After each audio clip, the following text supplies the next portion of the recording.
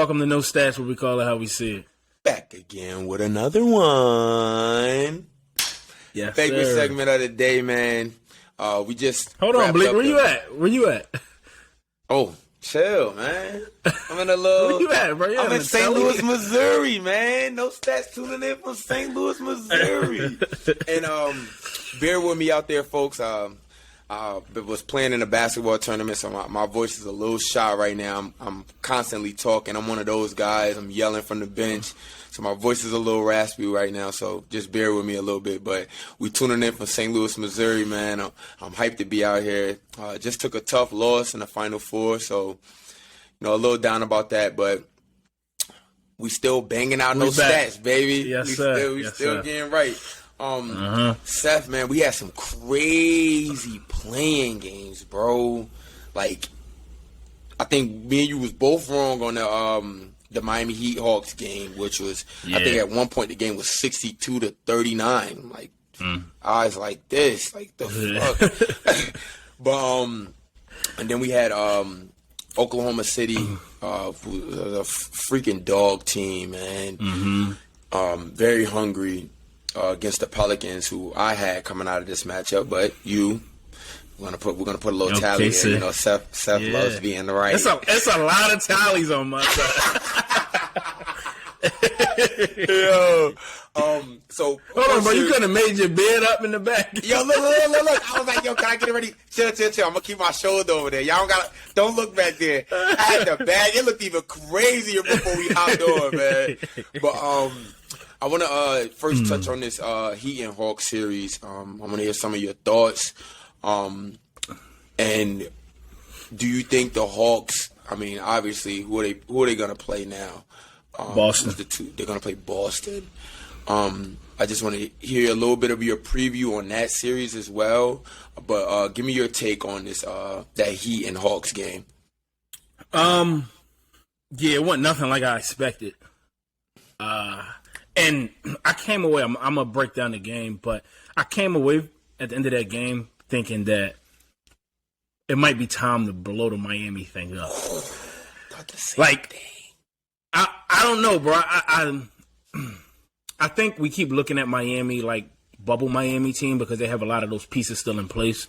And I was going off of, when we brought the game up, I was saying Eric Spoelstra and playoff Jimmy will be able to get it done. That's what I was relying on that game. Because the Hawks are younger, faster, more explosive, I feel like, offensively. But I just thought Jimmy Butler would take it to another level and be that difference maker. Mm-hmm. And he struggled, bro. I think at a point he was like 3 for 14 when I looked at the stat line. John Collins was taking over. Bam didn't have the impact that I thought he would have. Kyle Lowry was the only one that really stepped up. He showed that veteran presence, man. Yeah. That. And we was talking about him, too, like he needed to be big. He's going to have to be big tonight as well. Right. No, absolutely. But, yeah, I think either one of these teams that would have won, right? I don't think they can really push Boston to 7 or 6 games. It might be 5. They might be lucky to get 1. But, yeah, I didn't expect the Hawks to play like that, especially with everything that's going on around Trae Young, right? Those trade rumors actually came out. We were talking about that. And then the trade rumors actually came out not too long ago. Right before the game. Exactly. Damn. So I didn't think they would be mentally there. But they got the job done, man. Hats off to the Hawks. And with the Heat, having to play tonight, I don't know, man. If they lose this game, I think I stand on it that they got to blow that up. I don't think it's going I think so too. There. I think you move a Jimmy Butler. I think you move maybe even Kyle Lowry, and I think you start building around Tyler and do something with fucking Duncan Robinson, please. You're paying this guy $75 million to just sit in a corner. Like, use him, do something. Like, you know what I mean? And I think after that, you know what I'm saying, you could see where you're at, but I think going forward they might need to clean some things up. And another team that I want to touch on as well was the Raptors and Bulls playing. The Raptors are in a similar spot to where they're starting to get stale and stagnant with their core going forward. I think it's time to move Pascal, move Fred VanVleet, build around Scotty, either get OG or get Gary Trent out of there, but one of them got to go. But unload everything, bro. Yeah. I want to hear some of your thoughts on this Bulls-Raptors series and who you thought was coming out of this series. As you know, I had the Bulls. But who did I take? Did I take the Raptors or the Bulls? You remember? You know what's crazy? I don't see you taking the Raptors.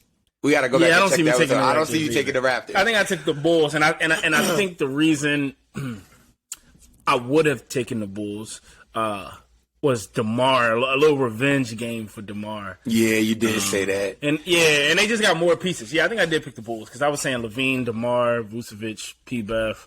I just they had more pieces. And Toronto is, since that Kawhi championship, they've been heading to rebuild. They've been trying to hold on, but they're headed to rebuild anyway.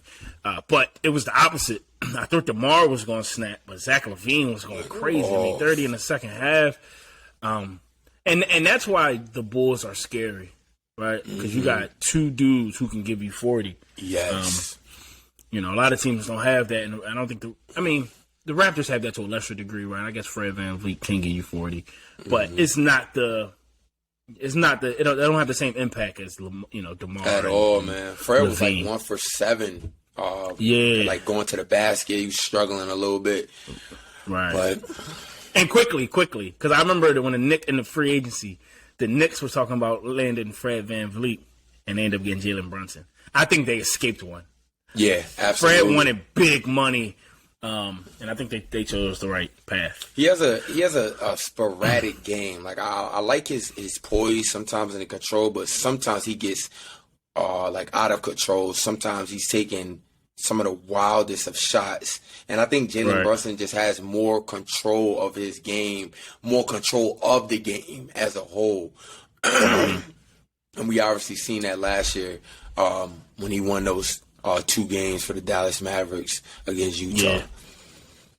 But, absolutely. And then we had the other 2 games. Yeah, I was just about to touch on. I always say the flavor for last. But I want to touch on this Oklahoma City and the New Orleans Pelicans game, which was a fucking hell of a game.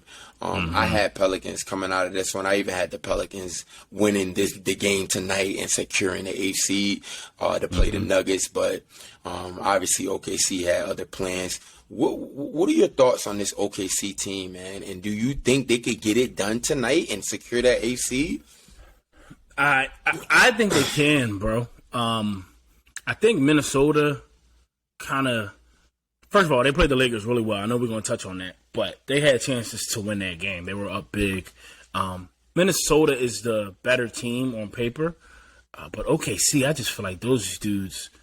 It's that mentality. Like, remember we were talking about March Madness, right? And we were saying the FAUs and the San Diego States. It's like everybody counting us out, but we hoop too. You know what I mean? Absolutely. And it's one game.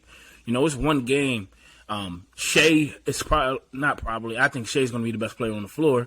So when you have that advantage, right, that just puts you in a better spot to win the game regardless. The way Lou Dort and Josh Giddey playing. Lou was going what, bro? And they're playing efficient basketball, too. It's not like they're getting up a whole bunch of shots. Now, what does worry me is their size.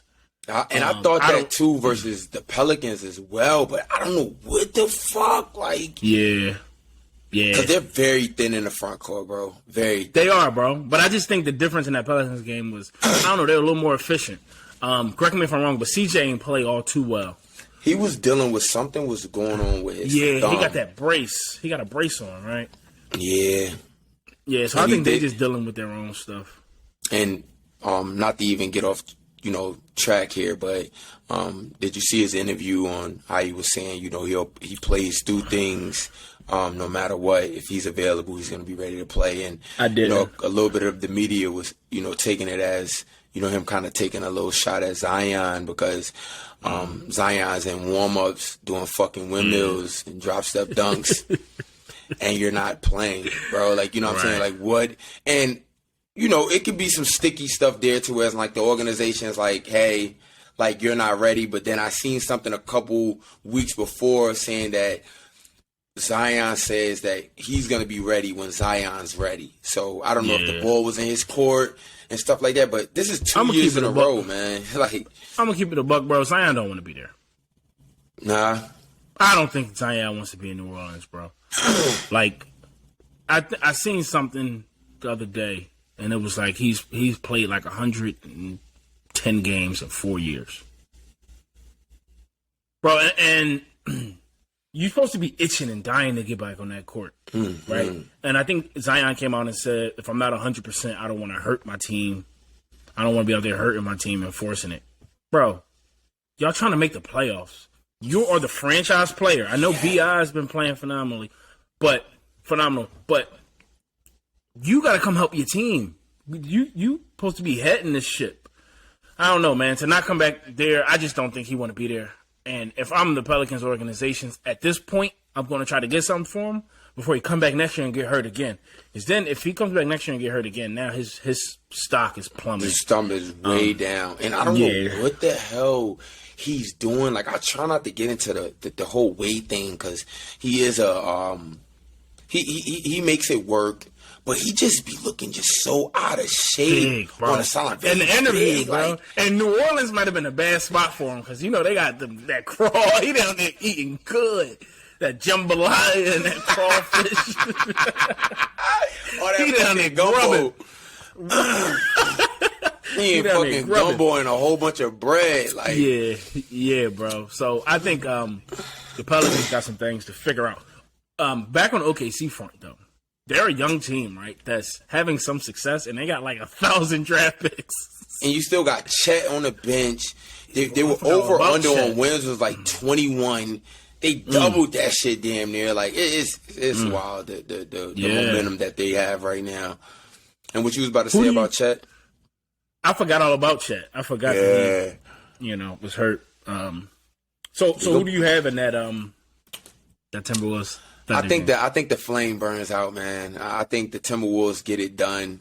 I noticed that if they can get Gobert back, I think Gobert and Cat will both be a little bit too much to handle down there for OKC. Mm-hmm. I'm not saying that OKC can't make this a game, but I don't think Anthony Edwards shoots as bad as he did versus the Lakers. And when you got a player that's coming off a game like that, I think Anthony Edwards is going to really try to set the tone because some people was pulling his card the other night like, yo, you got the marbles in your pockets and shit. You know what I'm saying? Like, what is going on? You know what I'm saying? He didn't look like himself. Right.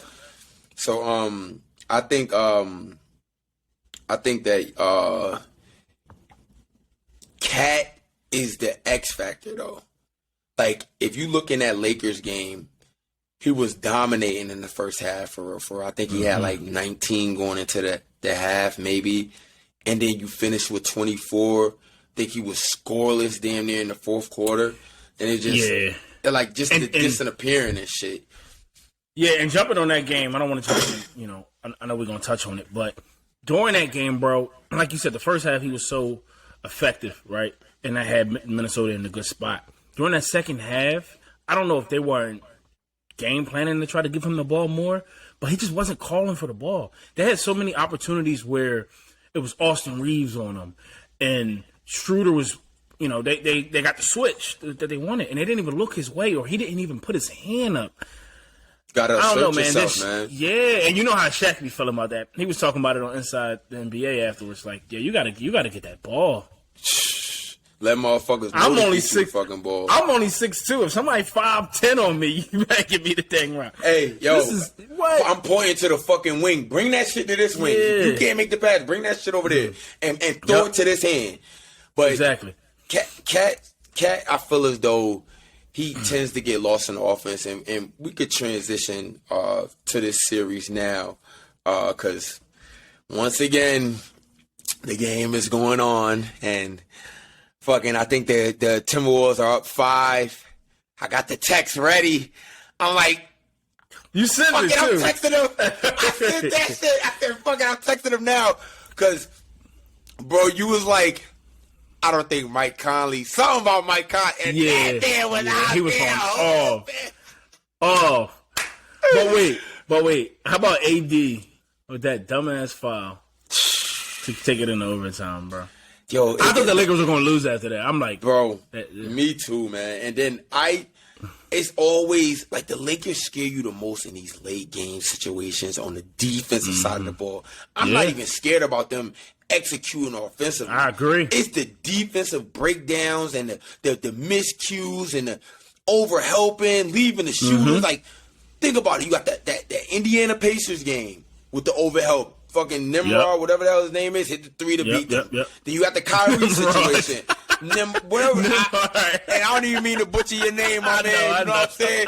But shit, that name was hard as shit to pronounce, but I'll get it down. But you got the Kyrie situation. Then you got the situation with the Mike Conley. It's probably some situations that I'm fucking missing, but they have to do a better job executing defensively at the end of the fucking games, man. Yeah, no, absolutely. I agree. But the two things that the Lakers have going for them, one thing I think is their defense, right? Outside of the late game defense, when the Lakers get a lot of points put up on them post All-Star break, when they got this newly acquired team, it's been teams just shooting phenomenally.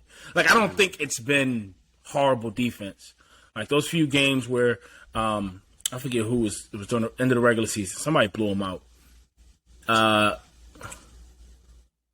they came back and beat the Jazz, but remember the Jazz was just making everything. Making it tough on them, man. Yeah, so you get those situations, but I think the two things that the Lakers have going for them is on the defensive end, bro, and I think getting to the free throw line. Bro, they get to the free throw line so much. Austin Reeves, LeBron, and AD get to that line. And I think that helps them, right, because it slows the game down. So I think that'll be big in this Memphis game, too. I think it'll be huge in this Memphis game because you get Jaren Jackson Jr. in foul trouble. I mean, series. You mentioned it a few times with no Steven Adams and no Brandon Clark. You get Jaren Jackson Jr. in foul trouble. They're done. They're going to be asking a lot of Xavier Tillman in this series, which I don't think he's going to really be able to play in. I think he still starts, but I think you have to minimize those minutes a little bit and maybe go more with one of the young guys, maybe go with Zaire Williams. Who else am I thinking about? Aldama. Like, I think you got to, because Aldama can shoot, he can board a little bit, so he can make a matchup with the Jared Vanderbilts, the Rui Hachimura's. But we're going to see. Also, what I was loving from the Lakers game, and, this is a little biased because I took Dennis Schroeder to get 11 points. And, he twisted his ankle, and he still gutted it out, and D'Lo was having a horrible game, and for Schroeder to come in after the ankle injury, 3 points. And that was a great coaching move by Darvin Ham. And I said that too when I seen that Dennis got back in. When Dennis checked into the game at like the 6-minute mark, and I seen D'Lo was still struggling, I was like, "Oh, Dennis Schroeder's not coming out of this game." That means my ticket is gonna hit. Absolutely. Dennis came in, scored 7 straight. Yeah. Yes. He was hooping. He was hooping, bro. Absolutely, man. He played well. I'll leave it here. But the thing that worried me about the Lakers is I want a consistent 3. And when I say consistent, I'm not saying you have to give me 20, but you definitely gonna give me 15 points. Like, I feel like too many times it's D'Angelo Russell plays well, D'Angelo Russell plays horrible. Austin Reeves looks like phenomenal, like he's about to get a max contract. And then he looks normal. Dennis Schroeder, same thing. Malik Beasley, same thing. Sometimes he's hitting shots at a high clip, sometimes he isn't. Jared Vanderbilt had 0 points in that game. He doesn't even look to score. And I know we're not asking much of him, but but 6 points ain't bad at all. God damn. Yeah, bro. So I think, it's a lot of inconsistencies, and I think that's a lot on LeBron and AD. But we've been saying it all along. AD just needs to lead. LeBron and AD need to start off hot and let everybody else follow. They can't afford, especially this series. And we're gonna get our, playoff series previews and stuff down. I can't wait for that. I was just thinking about that. Because Ja is gonna average 35 damn near in this series, and this is gonna be a very gritty series, bro. Because both teams are kind of on this. I'm not gonna say same planes, but like John Morant came out and said, we're good in the West. You're going to really lose to this Lakers team? And then the Lakers, they're kind of rolling right now. You know what I'm saying? They are. And it hasn't been complete games, but they've been getting shit done. You still got the best record in the NBA after the All-Star break, right? Bro, come on, bro. And then, I had stated this before. Bron knows what it feels like to not be in the playoffs. Bron knows what we're already talking about Bron, but I think that little hiatus that he went into, with the first round loss to the Suns and then not making the playoffs at all, he's back now. And he's not just in the first round. Come on, bro. He ain't gonna just lay the fuck down. And I hope Memphis is ready. Dylan Brooks put a little stir in the pot, said he win. He did. You know what I'm saying? Get him out. Jaren Jackson versus Anthony Davis. Bro, this is gonna be a nice little series. It is. I can't wait to do the predictions. We're gonna save that. But I can't wait to hear how you got the series turning out.